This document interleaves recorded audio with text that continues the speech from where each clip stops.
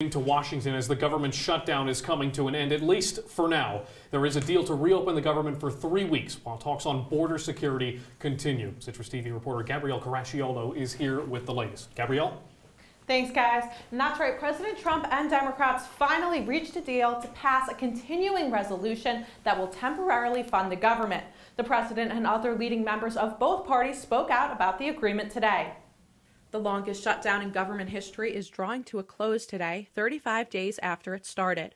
President Trump announced an agreement was reached earlier this afternoon. I will sign a bill to open our government for 3 weeks until February 15th. The temporary agreement does not include funding to build a wall along the southern border, but President Trump spent most of his speech emphasizing the importance of a wall.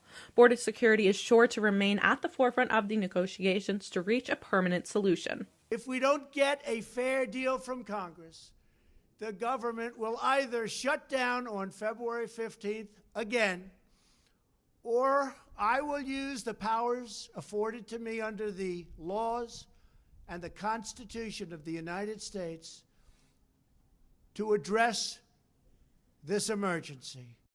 Friday morning, the Federal Aviation Administration delayed flights to New York and Florida airports due to a shortage of air traffic controllers. The air traffic controllers were expected to attend work without pay, and many took to calling in sick. I'm glad that the dedicated men and women of the Coast Guard, law enforcement, the TSA, and all the other federal employees will not have to go longer without pay for their work. In his address, the president said all government employees who work during the shutdown will be compensated. I will make sure that all employees receive their back pay very quickly. New York Senator Chuck Schumer says he hopes everyone has learned a lesson from this shutdown.